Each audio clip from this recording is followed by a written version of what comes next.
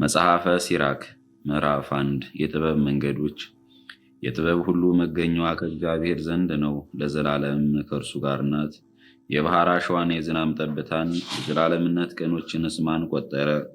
የሰማይን ምጥቀት፣ የምድርን ስፋት፣ የባሕርን ጥልቀት ጥበብንም ማን መርምሮ አገኛቸው? ጥበብ ከሁሉ አስቀድሞ ተፈጠረች። የጥበብ መታሰቧ ከጥንት ጀምሮ ነው። የጥበብ ስራዋ ለማን ተገለጠ? ምክሯንስ ማን አወቀ? ጥበበኛ አንድ ነው፣ እጅግም የሚያስፈራ ነው። እርሱም በዙፋኑ ላይ ጸንቶ ይኖራል።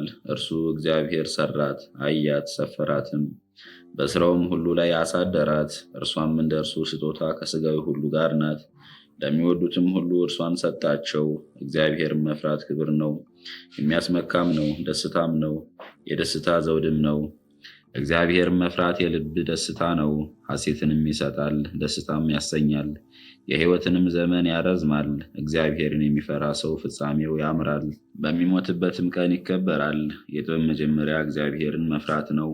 በእናታቸው ማኅፀን ከምዕመናን ጋር ተፈጠረች፣ ከሰዎችም ጋር የዓለምን መሠረት ፈጠረች።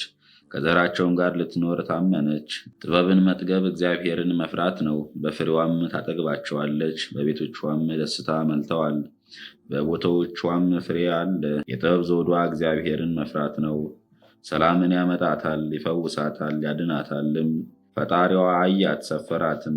የምክርና የእውቀትን የጥበብንም ምንጭ አፈሰሰ። የሚያጸኗትንም ሰዎች አገነናቸው፣ አከበራቸውም። የጥበብ ሥር እግዚአብሔርን መፍራት ነው። ቅርንጫፏም የሕይወትን ዘመን ያረዝማል። ከኃጢአት ለመራቅ ራስን መቆጣጠር። በተቆጣ ጊዜ መከራ ይመጣበታልና፣ ቁጡና አመፀኛ ሰው መጽደቅ አይችልም። ጊዜዋን እስክታሳልፍ ድረስ ቁጣን ታገሳት፣ ኋላም ደስ ታሰኝሃለች። ጊዜውን እስክታገኝ ድረስ ነገርህን ሰውር። ብዙ ሰዎችም ጥበብህን ይናገራሉ። በጥበብ መዛግብት የምሳሌ ትምህርት አለ። ኃጢአተኛ እግዚአብሔርን የሚፈራውን ይጸየፈዋል።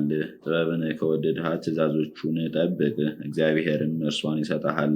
ጥበብም እውቀትም እግዚአብሔርን መፍራት ነው። ፈቃዱም የሃይማኖትና የዋህነት ነው።